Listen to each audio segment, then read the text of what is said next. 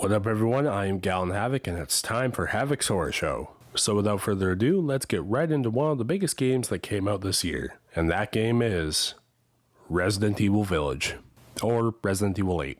Now in case you didn't know, I am a huge Resident Evil fan.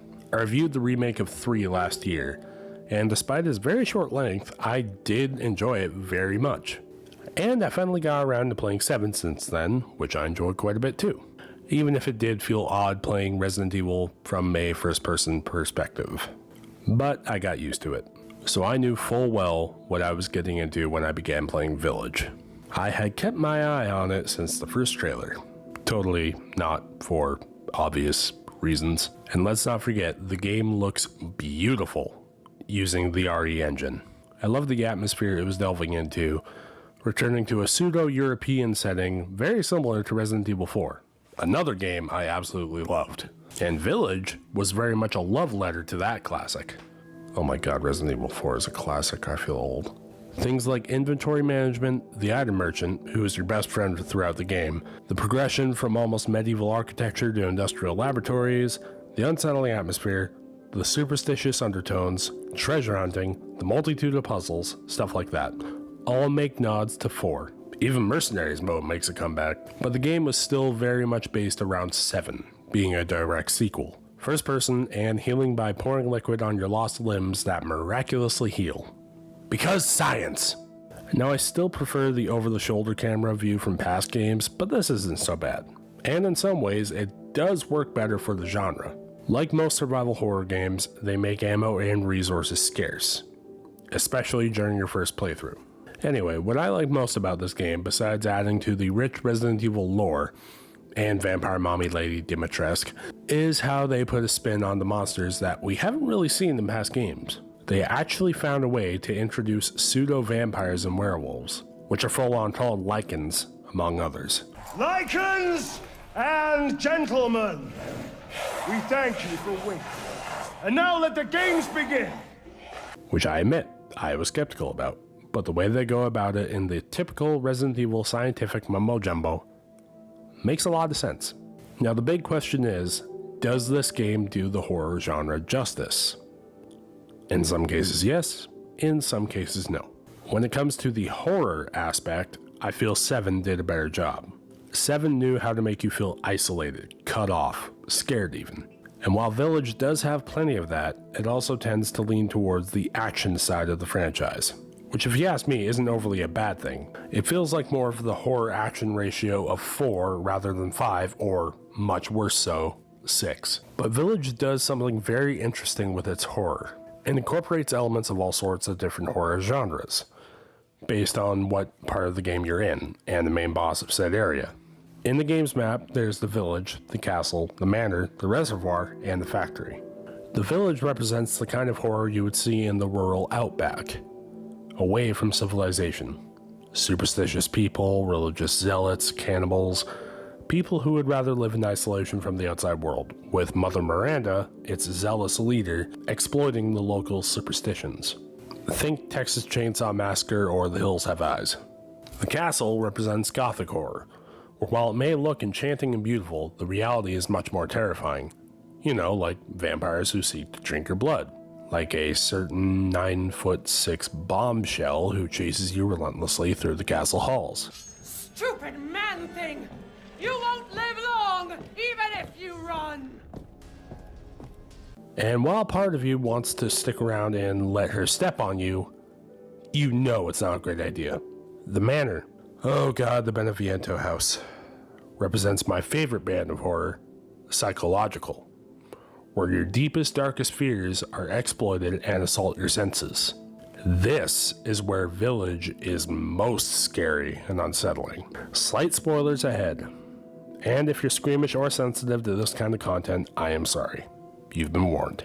Creepy ass dolls, including one dressed up as a bride who does the classic, "Wanna play with me?" Before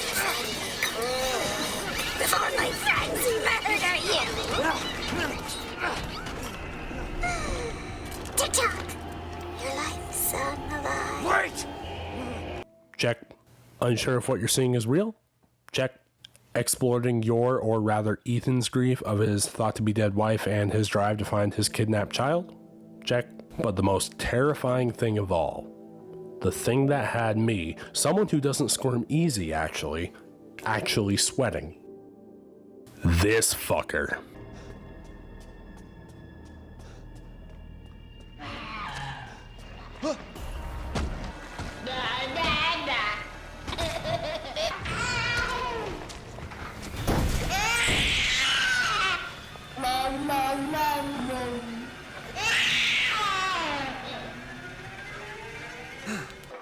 Holy Jesus. What is that? What the fuck is that? If the developers wanted shock factor, they sure as hell got it. Because very few things are scarier than a massive miscarriage chasing you down, and if you're not fast enough or don't hide, literally eats you. Ugh.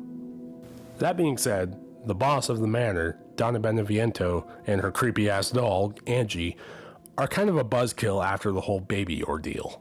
Though it is kind of nice how you go from hiding from the baby to Angie hiding from you in a twisted game of hide and seek. Moving on, you got body horror and the reservoir, where the monstrous Moreau transforms into this Lovecraftian fish monster.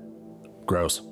And finally, the factory, which incorporates industrial horror, the horror of machines, where Heisenberg, not Walter White, enjoys melding man with metal, including himself. Take a shot every time he says bitch. Lady, supersized bitch. I thought we could join forces against that bitch Miranda. I'm not like my siblings. I want nothing more than to be free of that bitch. This'll be my warm-up before I kill that bitch. Guess I do have to thank that bitch Miranda for this. Now, though the bosses are diverse, I find the most enjoyable as characters, much more than the others, are Lady Dimitrescu and Heisenberg. Dimitrescu was literally one of the marketing points of the game, and her portion of the game is arguably the most memorable. So once she's gone, it almost feels like there's this 9'6" void for the rest of the game. Heisenberg is similar, but he wasn't marketed as much. But the most memorable thing about him is how much of a cheesy villain he can be, to the point that it's enjoyable. Speaking of the characters, let's talk the actual story. I'm going to try not to go into spoilers.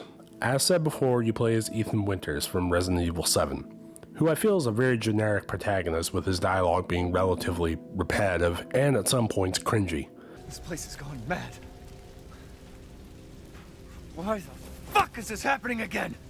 His wife, Mia, is gunned down by none other than longtime series protagonist Chris Redfield, who, thank God, returned to his more recognizable design from 5 and 6, rather than whatever this was in 7. They even brought the muscles back. Anyway, Chris kills Mia and kidnaps Rosemary, your infant daughter, which adds to the long-going question in the game. Why is Chris the bad guy? It's complicated. Anyway, in transit from the Winters' home to wherever they're going, the convoy is attacked and Rosemary is taken. Ethan tracks her to the titular village, and that's all downhill from there. I say as you literally go down a hill to get into the village. Pretty typical story, right? Well, yes, but actually, no. Let's just say there's a few things towards the end of the game that make you go, oh, that's how it all connects.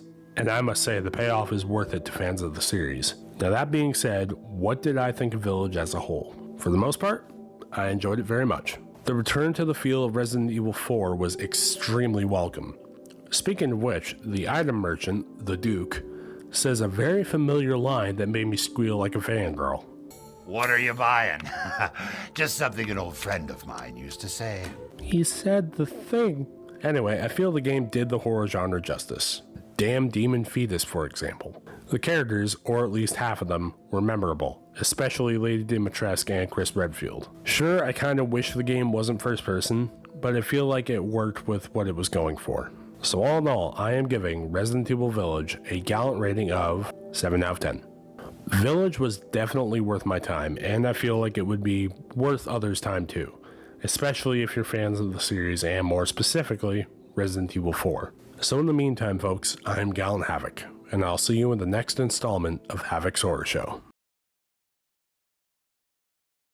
It just occurred to me, I never did the obligatory Careless Whisper segment for Lady Dimitrescu.